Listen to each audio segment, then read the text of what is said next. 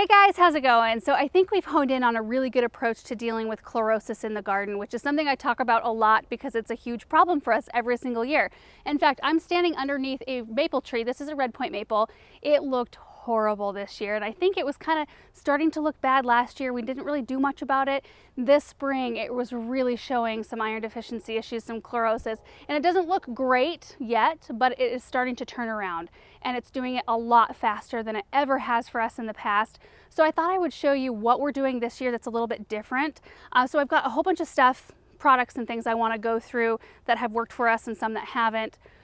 Anyway, let's head over there. So there's a lot of stuff right here. You don't need all of this stuff to combat the problem. I'll go through all of these products here in a second, but I did want to talk about what chlorosis is. I have a few examples sitting down here. This is a leaf that came off the maple tree that I was just standing under.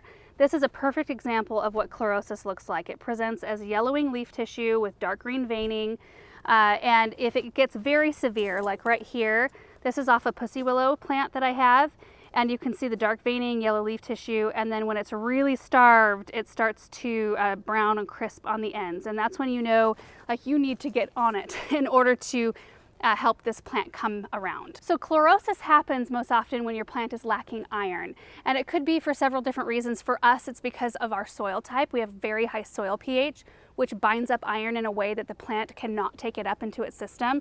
So while we've done soil tests and we know that there's iron in the soil, our pH just binds it up so that the plant can't take it up. Also, it can happen if there's root stress to your plant. So if the roots are unable to take the nutrients up, the same thing can happen. So maybe your plant's sitting in way too much water or compacted soil, or maybe you accidentally ran a rototiller through the roots really badly in that whole area, or whatever the case may be. It's, you know, stressed roots can't feed a plant properly. So a plant needs iron in order to form chlorophyll. So like this right here, this is what you want your leaves to look like. This is a chlorophyll rich leaf right here. Green, beautiful leaf tissue, and some plants just are not susceptible to iron deficiencies, like maples and some other things that I have here. I've got hydrangea, peony, spirea here. But a plant needs iron in order to form that chlorophyll. The plant needs chlorophyll in order to photosynthesize light properly. So in order to suck in the sunlight, turn it into energy, and feed the whole plant to keep it healthy. And so your plant will start down this road, and if it doesn't get corrected, if it does not get the iron it needs, it'll turn into the severe problem, then it can eventually kill your plant. So in the past, we've used these. I've talked about them several times, and I still recommend these, and we still use them. But this is an organic, slower approach, and this is more of a soil conditioning approach right here. We use the soil acidifier. This may not be something that you need to use. In fact, everything I talk about today, you may have to adjust a little bit if you're dealing with chlorosis based on your soil pH, your water, your climate, all of those things. So this is just, I'm kind of speaking from a high pH viewpoint. Anyway, soil acidifier is something we add in to help condition the soil pH down so that when we add in things like iron tone, the plant can take it up. So I still feel like that's a really good approach, but this is, since it's so long term, our plants get chlorosis so fast sometimes that the slow approach doesn't work, and we need more of a quick shot, something that can enter the plant quickly, and that's where chelated iron comes in, which is a synthetic form of iron that has been altered a bit to where the plant can immediately take it up. So this is a chelated iron called EDDHA. 6%. So there's this package here. This is the same thing, it's just in a larger bag. But there is a couple different types of iron you will see. So the EDDHA, this is something we've been learning this year, is really good in high pH areas. In fact, it's good in most pH areas from pH 4 through 10. It's the most stable and it works really, really well. So you kind of want to be mindful of what kind of iron you're putting on it, because sometimes you're dealing with a different type of iron called EDTA. So for example, this is what we normally use on our annuals right here. This is the Proven Winners water-soluble plant food. I don't know if we can maybe put a picture up on the screen, but you'll see that it gets iron. The chelated iron in it is EDDHA. So this is a really good one if your annuals start to look yellow. It just keeps them nice and dark green, as opposed to like this one right here, which I have used in the past, but I don't have as good a luck with it because it has EDTA. That form of iron, which is not, it's not as good in high pH situations. So if you deal with yellowing annuals like Supertunias, Superbells are a big one. In fact, I think they even say in the Superbells care guide to make sure that you do a chelated iron rich fertilizer to help keep them nice and lush green. This one will help you out big time. So yeah, this is what Erin has been applying to all of our affected plants around the property. And while you might get sticker shock when you see how much the EDDHA chelated iron is, it stretches a huge distance. So like this bag lasts forever. It goes a long way. Like how many plants do you think you could, average size plants could you treat with this? Aaron's actually not mic'd up, I forgot. I thought you were mic'd up for this. Anyway, he said that for an average size shrub, so I'm guessing like this is average size, right?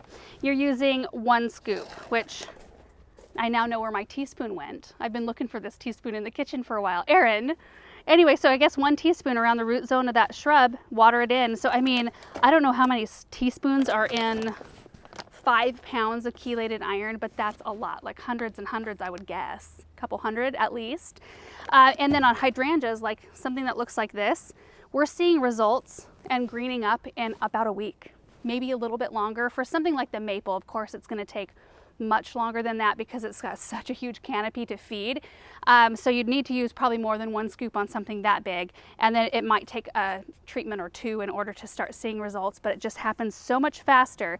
And if you can hit your plant with something fast that will kind of help correct the problem, and then have something going on below that's just slowly conditioning and will kind of be like a backup plan almost. It's not really a backup plan because I feel like addressing the soil is the best way to address plant health.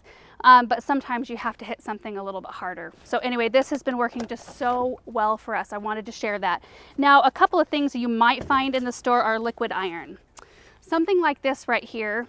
This is not chelated iron, so just be mindful of what type of chelated iron you're buying and whether or not it's chelated at all. But I feel like for stuff that we're dealing with, this does not work. On chlorosis issues on trees and things, this is most often used, I think, for like lawns. A lot of people mix this up and spray this on lawns to green it up. And then this one right here, whoops. This one right here, while it says it's chelated iron, it is the EDTA. So it's the same stuff that's in the Jack's Classic. So it's just not going to work as well for us in our high pH situation as the EDDHA does. All right, so now we're going to run out into the garden and I'm going to show you how we treat with the chelated iron. I have a Rosa Sharon that I don't think you've treated yet. Nope. It looks really bad and it needs some of this. So let's head that direction. All right, so we've got a blue chiffon Rosa Sharon, which the blooms look gorgeous, but look at this, Aaron, you should get in close on this leaf. Look how horrible that looks, the poor thing, and it's starting to even crisp up a little bit. So I need to address this one like quickly. I don't know why we haven't gotten to it yet, but I'm gonna go ahead and do all 3. I'm gonna do our soil acidifier and iron tone first. So I'm just gonna sprinkle that around the base of the plant. It's kind of thick in here. I don't know how much you're gonna be able to see, but anyway, it's pretty easy. I don't usually measure. I just grab a couple of handfuls and sprinkle it around the base. Now you probably should have gloves for this part, but I'm not gonna go grab mine. Just toss it in there since we can't really get into this flower bed. It's really filled in nicely back here. You guys remember when there used to be oak trees right here? Okay, so that's a soil acidifier. Now we've got the iron tone. Same thing, I'm just gonna spread a couple handfuls. Perfect. And then with the chelated iron, I honestly don't think that you can really over apply this, but I don't think it's necessary to use a ton of it. I know like this, I'm gonna use 2 teaspoons just because this is such a severe problem. And while you look at this, like I look at this and think, well, if that's good, maybe I should just add a whole bunch more. I think at some point, like you won't hurt your plant, but it just becomes a little bit of a waste of money. So anyway, we're just gonna sprinkle this on the soil, 2 teaspoons full, around the trunk of this plant. And then I'm gonna go grab a hose and water it all in. Okay, I'm just gonna water it in really well. Can you see in there? We're gonna have some nice green iris as well, looks like.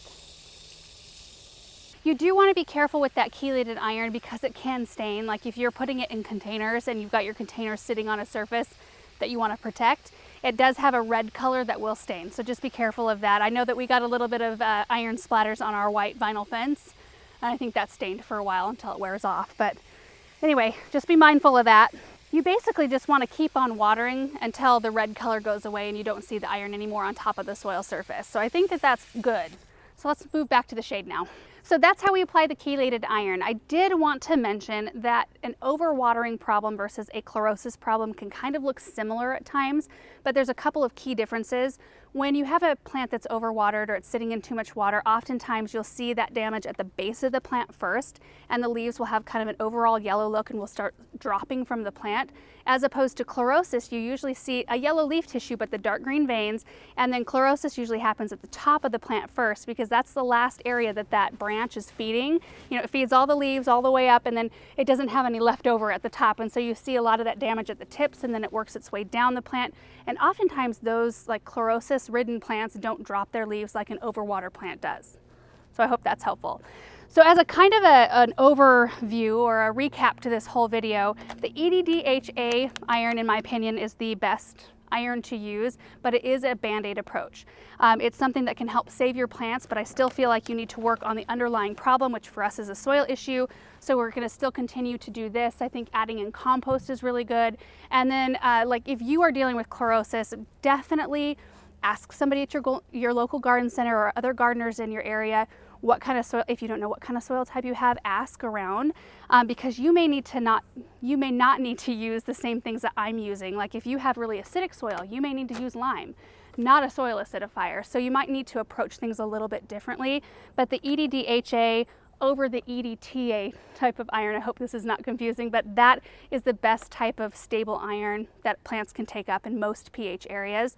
And then in terms of annuals, this is definitely the best. We've run some tests throughout the past few years and we have gone back to this every time. It does help keep things nice and green and lush. So anyway, that is it for today's video. I really hope that this was helpful for you guys. I know that a lot of us are dealing with issues, especially this time of year where it's so darn hot. That's where things really start to look kind of at their worst of the year because they're just struggling to get through the heat.